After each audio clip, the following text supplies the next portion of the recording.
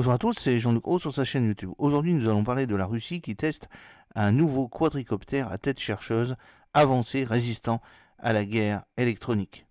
C'est le bureau d'études russe Stratim qui a dévoilé que ces nouveaux quadricoptères étaient en cours de test sur le champ de bataille ukrainien.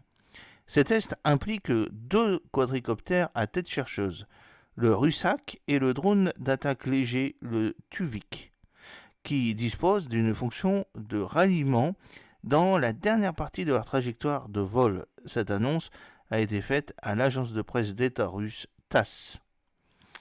À Eli Russia 2024, Stratim présentera les véhicules à tête chercheuse Russak et le drone avion Tuvik.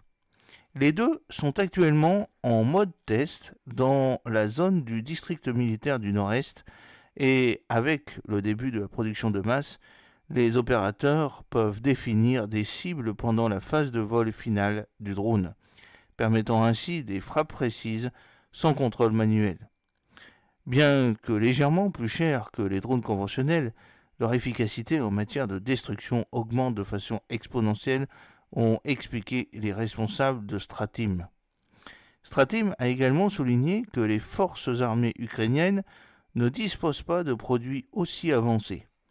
En Russie, seule une poignée d'entreprises y travaillent et dans le monde, personne ne développe encore une technologie similaire.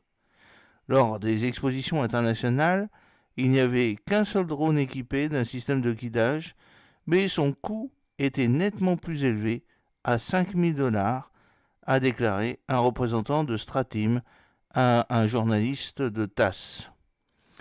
Alors ces systèmes sont immunisés contre la guerre électronique. Grâce au système de guidage avancé, ces nouveaux drones restent résistants à la guerre radioélectrique. Et oui, comme l'explique le Stratim Design Bureau, lorsqu'un drone d'attaque avance vers l'ennemi, ses défenses de guerre électronique deviennent moins efficaces à mesure qu'il se rapproche de sa cible et s'éloigne de son opérateur. Le système de guidage transfère tout le contrôle au drone lui-même, rendant la guerre électronique ennemie inutile.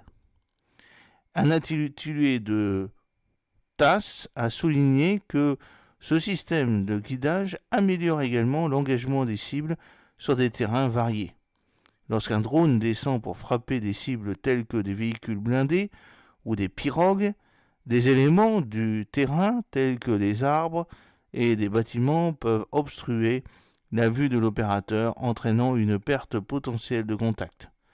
Cependant, le système de ralliement permet d'accomplir plus rapidement la mission et permet aux opérateurs de se déplacer rapidement, augmentant ainsi leurs chances de survie. Le drone Russak possède une capacité de charge utile de 2,5 à 3 kg, une autonomie de vol de 10 km, une vitesse de 150 km/h et une autonomie allant jusqu'à 10 minutes.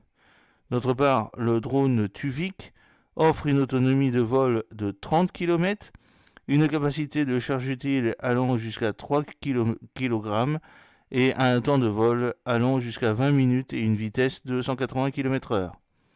Ces drones de pointe seront présentés au salon Eli Russia qui se tiendra du 10 au 12 juin à Moscou. Alors, c'est un remplacement pour DJI Mavic. Pendant ce temps, une société basée à Ekaterinbourg a présenté le drone léger Stalker, présenté comme une alternative robuste au populaire drone DJI Mavic. Le drone est spécialement conçu pour résister à la guerre électronique. Prévu pour être testé en Ukraine, le Stalker vise à démontrer ses capacités avant d'entrer en production de masse. La société affirme que ce drone peut fonctionner sans être victime des systèmes de guerre électronique traditionnels, ce qui pourrait changer la donne sur le champ de bataille moderne. Les prochains tests du drone Stalker en Ukraine sont essentiels pour vérifier sa résistance à la guerre électronique et son potentiel en tant que substitut du drone DJI Mavic. En cas de succès, cela pourrait signifier un progrès notable dans la technologie des drones et dans la résilience face à la guerre électronique. Au milieu de la vague des nouveaux développements dans la technologie aérienne sans pilote russe, Moscou s'aventure également dans le domaine des véhicules terrestres sans pilote. Des rapports récents révèlent des avancées significatives dans ce domaine. La semaine dernière, High Precision Complexes a dévoilé les Despesha et Buggy, des unités robotiques polyvalentes conçues pour éliminer les forces, les équipements et les fortifications ennemies, décrits à juste titre comme des dents de dragon. Selon un récent communiqué de presse de Rostec, la société d'armement de l'État russe, ces unités robotisées devraient ouvrir la voie aux véhicules blindés. Le succès opérationnel de ces machines dépend en grande partie de leur capacité de charge. Rostec a déclaré « Despesha peut supporter jusqu'à 150 kg, tandis que Buggy transporte jusqu'à 250 kg. Ces unités sont conçues pour livrer rapidement des fournitures, des munitions et du carburant à la ligne de front. Ils peuvent également être utilisés pour évacuer des blessés et effectuer des opérations d'exploitation minière de terrain. Ivestia, une source d'information russe, rapporte que Despesha est construit sur une plateforme à chenilles, contrôlée via un joystick et un casque FPV. Pendant ce temps, Buggy fonctionne sur une plateforme à roues avec des commandes gérées via un joystick et une tablette. Actuellement, ces robots terrestres sont soumis à des tests rigoureux, notamment sur le champ de bataille ukrainien, comme l'a confirmé Rostec.